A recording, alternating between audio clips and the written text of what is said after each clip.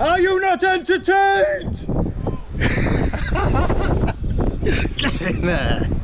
Right, so we're now in the town of Jem.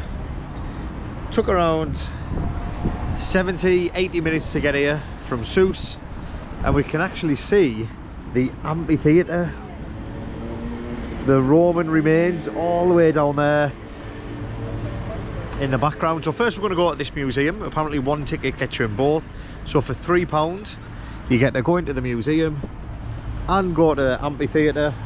Am I saying it right? Amphitheater? Yeah, I think so. You get to go in both for that £3, so nice little bit of history, and I think it's something that I had to visit. There's no way I could leave without visiting that. So let's go inside, show you around and see what you lot think. So I think they said this is the Mosaic Museum, like all these. The Roman mosaics at the Sousse Archaeological Museum are not only significant for their historical and cultural content, but also for the artistic techniques used in their creation. Bacchus, the Roman god of wine, often features in mosaics celebrating the joys of wine and revelry. These Bacchic scenes include depictions of Bacchus himself, along with satyrs, maenads, and grapevines. God, these are created over 2,000 years ago. The artisans employed small, colourful tesserae, mosaic pieces made from stone, glass, and ceramics. We create something now, 5 years later, it needs redoing. That's how different the architecture now is, isn't it, from thousands of years ago? It's crazy. The careful placement of these tesserae allowed for intricate designs and detailed representations, showcasing the skill and creativity of Roman mosaicists. Preserving these mosaics is an ongoing effort. I can't believe that you can just walk on them. When we went to Marrakesh on the last video, you'll have seen in the old school there that you weren't allowed to walk on the old mosaic on the floor, mosaics. They were actually barriered off. But this one's not, you can walk on them. You can feel them, touch them. God, there's some workmanship gone into these. Crazy. As they are fragile and susceptible to damage from environmental factors, the museum has taken measures to ensure their preservation. Ah, so they've protected these ones with a glass in front of them. These efforts allow visitors to appreciate the mosaics in their full glory, just as they would have been admired in ancient times. The Roman mosaics at the Sousse Archaeological Museum offer a window into the artistic and cultural achievements of the past. They tell stories, celebrate myths, and provide insight into the daily lives and beliefs of the people who created and cherished them. You know how old these are, Rochelle? Over 2,000 year old. So the Roman remains are not to be mistaken with newly built construction just on the other side. But I do love when I visit places to find out the history, see things. I've got a thing for always touching a piece of history to say, oh yeah, I touched something that's from 2,000 years ago. But I just find it bizarre how you can walk on the mosaics. So now we go from the mosaic museum, now we're going to the amphitheater. So the Roman amphitheater, which is called the African Colosseum, well preserved. So I can't wait to go in and show you all around that. The Amphitheater of Jem, located in the modern-day city of Jem, Tunisia, is one of the most impressive and well-preserved Roman amphitheatres in the world. Built around 230 AD, the amphitheatre was constructed during the reign of Emperor Gordian III, who was also known as Gordian II.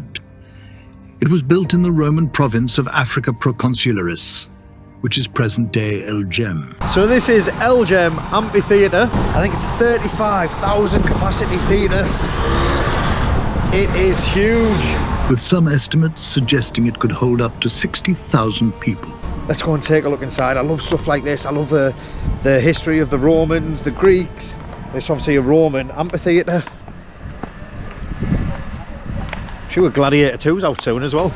So 12 Tunisian dinar. 12 Tunisian dinar gets us into both places. That's £3 to get in. It's incredible. It says there's a restoration project going on at the minute. Imagine how long that would take. The dimensions are approximately 148 meters, 486 feet in length, and 122 meters, 400 feet in width. Let's take a look inside.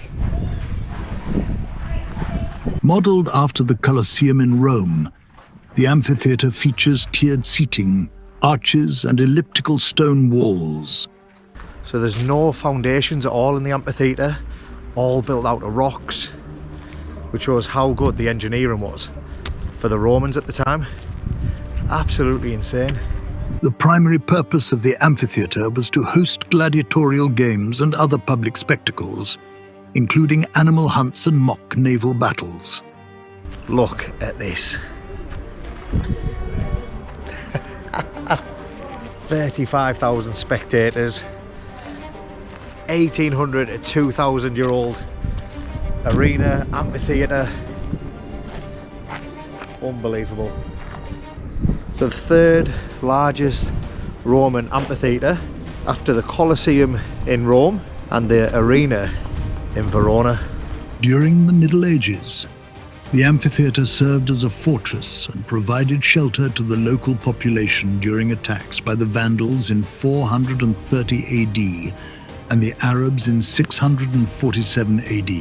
In 1695, Muhammad Bey el-Muradi, a Muradid leader, made an opening in one of the walls to suppress a rebellion led by his brother Ali Bey al-Muradi.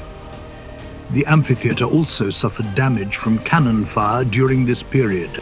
By the 19th century, the amphitheater was used for various purposes, including saltpetre manufacture, shops, dwellings, and grain storage. In 1979, the amphitheater of El Jem was inscribed as a UNESCO World Heritage Site, recognizing its outstanding architectural and historical significance. The amphitheater has been featured in popular culture, including the Monty Python film Life of Brian and a Nike commercial in 1996. And we are back out fighting. I would not have survived in this. Who was the first to go out in the movie? That'd be me. Some lion ripping my head off. Are you not entertained? Get in there. That is the views I wanted.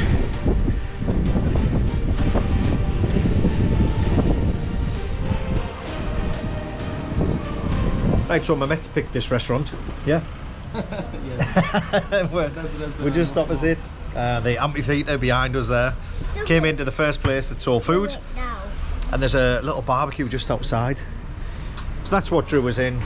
Now, we've ordered a bottle of Coke, and it's probably the dirtiest bottle of Coke I've ever had in my life. Look at that. Probably rats running all over it. But we've got a straw to drink out of.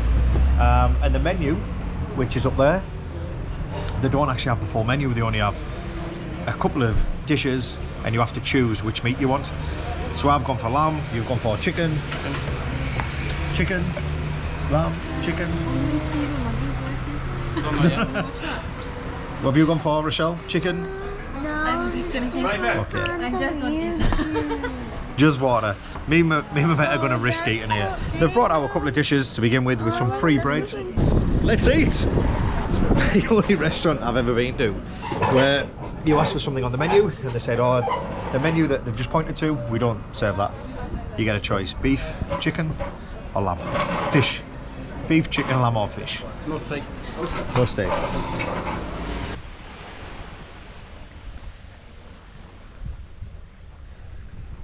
Definitely had worse Mondays than this.